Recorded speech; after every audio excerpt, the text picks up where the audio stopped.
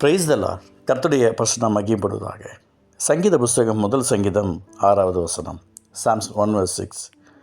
கர்த்தர் நீதிமான்களின் வழியை அறிந்திருக்கிறார், துன்மார்க்கரின் வழியோ அழியும். எனக்கு பிரியமானவர்களே, ஆண்டவராகிய இயேசுவின் நாமத்தினால உங்களுக்கு என்னுடைய அன்பின் வாழ்த்துக்கள். நிறைய விஷயங்களில் நாம் பார்த்து கொண்டிருக்கிறோம். நம்மை நாமே நமக்குள்ளே ஒரு பிளான் பண்ணி நாம் நீதிமான்கள் என்று ஒரு சூழ்நிலையை சில நேரத்தில் சத்துருவானவன் கூட கொடுக்கலாம். தேவனுடைய சத்தத்துக்கு கீழ்ப்படியாமல், ஆண்டவருடைய வார்த்தைக்கு கீழ்ப்படியாமல், நம்முடைய குடும்பத்துக்கு செய்ய வேண்டியதில் கீழ்ப்படியாமல், நம் இஷ்டப்படி வாழ்ந்து கொண்டிருக்கும்போது நாம் நீதிமான்களாக இருக்க முடியாது. நாம் நீதிமான்களாக இருக்கணும் அப்படின்னு சொன்னால் சபையிலையும் உண்மையாக இருக்கணும், ஊழியக்காட்டையும் உண்மையாக இருக்கணும், விசுவாசிகள்கிட்ட உண்மையாக இருக்கணும், குடும்பத்திலையும் உண்மையாக இருக்கணும், வேலையிலையும் உண்மையாக இருக்கணும், எல்லாத்துலேயும் இந்த உண்மை இருக்கணும். ஒருவேளை எதுலையாவது ஒரு விஷயத்தில் குளறுபடி வந்துச்சு அப்படின்னு சொன்னால் நம்ம நீதிமானாக இருக்க முடியாது. பரலோகம் போகணுன்னு நினச்சா நம்முடைய வாழ்க்கையை என்ன தேவன் எதிர்பார்த்துருக்கிறாரோ அந்த எதிர்பார்ப்புக்கு தகுந்த போல் நம்ம மாற்றிக்கொள்ளணும். சில நேரத்தில் அது மாற்றி இருக்கிறது, சில நேரத்தில் நிறைய பொய் வந்துடுது, சில நேரத்தில் மனுஷனை பிரியப்படுத்துகிற சூழல் வந்துடுது. அதெல்லாம் அப்படி தான் இருக்கும். சில நேரத்தில் அப்படி தான் ஆகிடுது இல்லையா? நிறைய நேரங்கள் அப்படி பார்க்குறோம். பஸ்ஸில் சீட் போடும்போது, கூட்டமாக இருக்கிற பஸ்ஸில் சீட் போடும்போது ஆட்டோமேட்டிக்காக ஒரு பெரிய கோபம் வந்துடும், ஒரு எரிச்சல் வந்துடும். இது ஏன் சீட்டு, இது ஏன் சீட்டு, பார்க்குறியா, நீயா நானா பார்த்துடலாமா அப்படின்னு சொல்லி அந்த இடத்துல துன்மார்க்கமான சூழலில் நடக்க வேண்டிய சுச்சுவேஷன் எத்தனையோ நேரங்களில் நடந்திருக்கிறது.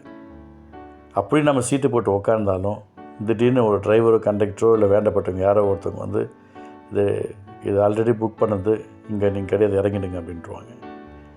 கோபம் பயங்கரமாக தலைக்கேறும். சில நேரத்திலெல்லாம் இப்படியாப்பட்ட பாதிக்கப்பட்ட நபர்களை பிரயாணப்பட்டு போகும்போது பார்க்கக்கூடிய சூழல் நிறைய வந்துடுது. இப்போல்லாம் விட்டுடுங்க, எல்லார் வீட்லேயுமே கேஸ் தான் வந்துடுச்சு. ஒரு காலத்தில் மண்ணெண்ணெய் தான் எல்லார் வீட்லேயும். அந்த காடு வைக்க போகும்போது மாற்றி மாற்றி வச்சு அதில் அளந்து ஊற்றுறவங்க பார்த்திங்கன்னா கொஞ்சம் இப்படி சாய்க்கிற மாதிரி சாய்ச்சி கொஞ்சம் கம்மியாக தான் வைப்பாங்க. அதில் ஒரு 25 ml 50 ml ஒவ்வொருத்தருக்கும் குறைஞ்சிரும். அதுவும் விவரம் தெரியாத வயசானவங்க யாராவது வந்தாங்கன்னா, இல்லை சின்ன பிள்ளைங்க யாராவது வந்தாங்கன்னா அவங்கள 100 ml கூட குறையும். இதுக்கு விவரமாக தான் சில குடும்பத்தில் என்ன பண்ணுவாங்க, 3 லிட்டர் கேனை கரெக்டாக கொடுப்பாங்க, 2 லிட்டர் கேன்னா அப்போ கரெக்டாக கொடுப்பாங்க. அவங்களுக்கு எவ்வளோ அளவு வருதோ அந்த அளவு கரெக்டாக கொடுப்பாங்க. எனக்கு பிரியமானவர்களே, ஆண்டவர் நம்முடைய வழியை அறிந்திருக்கிறார், நம்முடைய நினைவுகள் அறிந்திருக்கிறார், நம்முடைய சிந்தனைகள் அறிந்திருக்கிறார், நம்முடைய ஏக்கங்கள் அறிந்திருக்கிறார். எங்கே போனாலும் வந்தாலும் நம்ம எப்படி இருக்கணும், எப்படி இருக்க போகிறோம் என்பதை கர்த்தர் நமக்கு சொல்லி கொடுத்துக்கிட்டே இருக்கிறார். அதனால தான் இந்த பைபிள் வசனத்தை வாசிக்கணும், நேசிக்கணும், விசுவாசிக்கணும், அதுபடி நடக்கணும் என்று சொல்லி தினமும் நம்மோடு கூட கர்த்தர் இடைப்பட்டு கொண்டிருக்கிறார். எனக்கு பிரியமானவர்களே, அதான் இந்த வசனம் சொல்லுகிறது. கர்த்தர் நீதிமான்களின் வழியை அறிந்திருக்கிறார். நாம் நீதிமான்களாக இருக்கிறோமா? அப்போ எந்த இடத்துல போனாலும் வந்தாலும் அவர் விரும்புகிற பாத்திரமாக, அவர் விரும்புகிற பரிசுத்தமாக நம்முடைய வாழ்க்கையை நாம் அர்ப்பணித்து கொள்ள வேண்டும். அரசியல்வாதிங்க சொல்லுவாங்க, அவங்கள குறித்து இவங்க குறை சொல்லுவாங்க, இவங்களை குறித்து அவங்க குறை சொல்லுவாங்க, மாற்றி மாற்றி மாற்றி மாற்றி பயங்கரமாக பேசிக்குவாங்க. பார்க்கவே ரொம்ப கஷ்டமாக இருக்கும். இவங்க கூட்டணியில் இருக்கும்போது இவங்களை குறித்து பயங்கரமாக பேசுவாங்க, கூட்டணி விட்டு முடிஞ்ச உடனே அங்கே போயிட்டு இவங்களை பற்றி தப்பு தப்பாக பேசுவாங்க. இது அரசியல். அதே போல் தான் சில ஊழியங்களையும் நடக்கிறது, சில குடும்பங்களையும் நடக்கிறது. பெண் பார்க்க போனாலும், பையனை பார்க்க போனாலும், போகிற வரைக்கும் முடிக்கிற வரைக்கும் ஐயோ இவங்கள போல் ஆகாது அப்படின்னு இருப்பாங்க.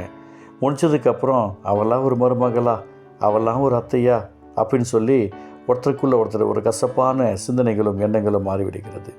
எனக்கு பிரியமானவர்களே, இப்படியாப்பட்ட வாழ்க்கையை எல்லோருடைய வாழ்க்கையிலையும் கொடுப்பதற்கு சாத்தான் தீவிரத்து கொண்டு தான் இருக்கிறான். ஏனென்றால் அவனுடைய கிரியைகள் அது. இன்றைக்கி நாம் ஆண்டவருடைய வார்த்தையை கேட்டுக்கொண்டிருக்கிறோம், அவருடைய சத்தத்துக்கு செவி கொடுத்து கொண்டிருக்கிறோம். நாம் எப்படி இருக்கணும்? கர்த்தர் நீதிமான்கள் வழியை அறிந்திருக்கிறார், துன்மார்க்கரின் வழியோ அழியும். அப்போது நம்முடைய வழி எந்த வழி? நீதிமான்கள் வழியா? இயேசப்பா தான் சொல்லியிருக்கிறார், நானே வழியும் சத்தியமும் ஜீவனமாக இருக்கிறேன். அவர் நமக்கு நீதிமானாக இருந்து அந்த குற்றமற்ற இரத்தத்தை நான் சிந்தவில்லை என்று அருமையான விஷயத்தில் ஒப்பு கொடுக்குறாங்க. இன்றைக்கி பார்க்குறோம், அந்த நீதிமானத்தில் ஒரு குற்றத்தையும் காணேன் என்று அந்த மனுஷன் சொல்கிறார். நாம் அவருடைய வழிதான் பின்பற்ற வேண்டும், அவரோடு கூட தான் இருக்க வேண்டும்.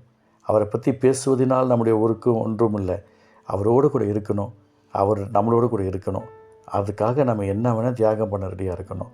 எனக்கு பிரியமானவர்களே, கர்த்தர் நீதிமான்களை வழி அறிந்திருக்கிறார். நாம் நீதிமான்களாக இருப்போம். நம்முடைய ஆவி, ஆத்மா, சரீரத்தை தேவன் விரும்புகிற பாத்திரமாக ஒப்புக் கொடுப்போம். அன்பு தகப்பனே, இந்த வார்த்தையுடைய பிள்ளைகளுக்கும் அற்புதமான அசுதமாக மாற்ற எங்களோடு கூட கர்த்தர் இடைப்படுத்த ஸ்தோத்திரம். நாங்கள் சிறுகணும், நீங்கள் பெருகணும். இயேசு நல்ல பிதாவே, ஆமென்.